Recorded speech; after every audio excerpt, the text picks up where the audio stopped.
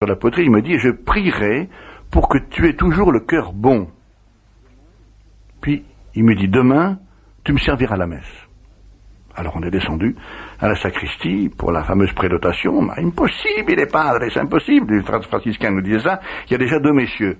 Oui, mais c'est Padre Pio qui l'a dit. Ah, si c'est Padre Pio, c'est autre chose. Alors donc c'est là la première fois, la première messe que j'ai donc servi, si vous voulez, où vraiment j'étais témoin de cette messe souffrante. C'est là que j'ai compris que la messe, c'est la réactualisation du sacrifice de la croix, vraiment. Par moments où il y a le Père qui s'arrêtait dans sa prière.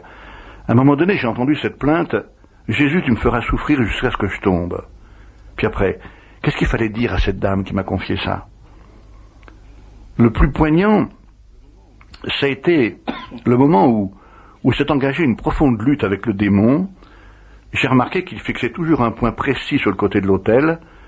Par moments, je vous disais tout à l'heure, il faisait le geste de repousser quelqu'un, et j'ai vu à quel point il luttait pour consacrer son hostie, exactement comme si Satan ne voulait pas que ce pain devienne le corps du Christ. Il prenait l'hostie, la reposait sur le corporal, repoussait l'ennemi, reprenait le pain entre ses mains, et une à une les paroles de la consécration tombaient. Et doublé, hoc, hoc, est, enim, corpus, meum, deux fois dessus, c'est vraiment très curieux. Et Padre Pio s'effondrait vraiment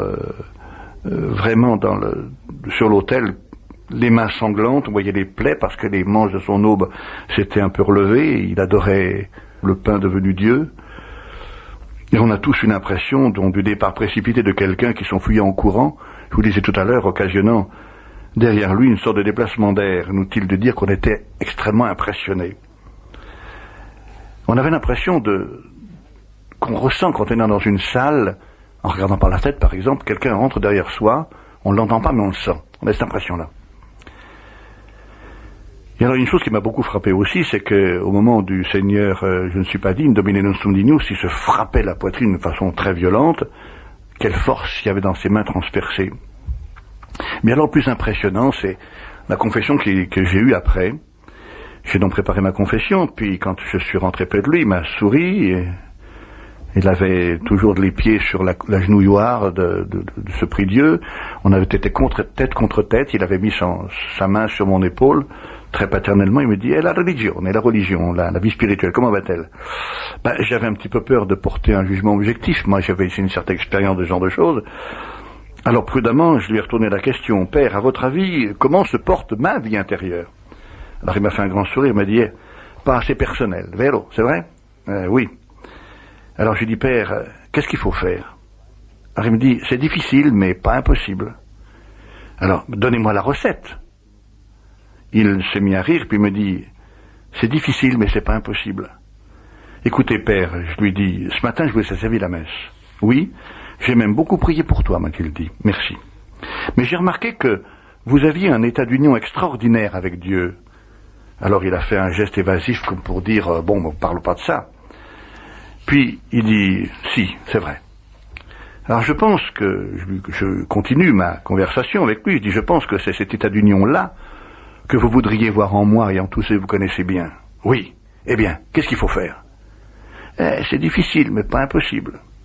Puis son visage devient très sérieux, tendu, et il me dit ces mots extraordinaires. Vivre en présence de Dieu, sempre, toujours. Puis, faire de ta prière une conversation avec Dieu. Il deviendra quelqu'un de vivant pour toi. Faire absolue confiance en Dieu. Interpréter les événements comme venant de sa main, toujours. Et enfin, malgré tout ce qui peut t'arriver de mal, tous tes ennuis, fais confiance à Dieu, parce que c'est lui qui tient les ficelles. Sempre et basta. Toujours et ça suffit. Alors j'étais un petit peu étonné, interloqué par cette simplicité de ce programme. Hein. Alors je lui dis, mais Père, c'est tout de même pas en pratiquant ces points-là que vous êtes arrivé où vous êtes. Je parle pas de vos stigmates, ça doit être pour vous une grande épreuve. Il me dit oui. Et pour le reste, il me dit, figliolo, petit enfant, crois-tu que l'évangile ait été écrit pour les gens compliqués? Et après, je lui ai dit, vous savez, les études à Rome, c'est difficile, c'était très difficile à ce moment-là, c'est des cours en latin. Et je lui dis, Père, il faut que vous m'aidiez par votre prière, parce que c'est difficile. Il me dit, il Signore t'a chiamato, le Seigneur t'a appelé. Je t'ai déjà pris comme fils spirituel, je t'ai promis assistance toujours et partout, de nouveau, je te promets assistance, va. Puis, il me prend par la main, puis il me dit, Sarai sacerdote, et tu seras prêtre, le 30 juin 1962. Je me suis dit, c'est un fou. À ce moment-là. À ce moment-là, parce que. C'est-à-dire, malgré tout ce qui s'était passé, malgré cette intimité. Parce que, mais 62, c'est très loin, 62. C'était 7 ans plus tard. Et puis, oui, et puis, 30 juin, ça n'a pas de sens. Le 29 juin, c'est Saint-Pierre-Saint-Paul, oui. Et puis, bon, j'ai fait, comme tout un chacun de mon âge, la guerre d'Algérie. J'ai perdu 3 ans. Mon année d'ordination était 1962. Et au mois de juin, la fête du Sacré-Cœur tombait le 29 juin, et la fête de Saint-Pierre-Saint-Paul était décalée au lendemain, 30 juin. Et quand je l'ai revu après, il m'a dit, te l'avevo detto, non, je te l'avais dit. Alors, bon, ça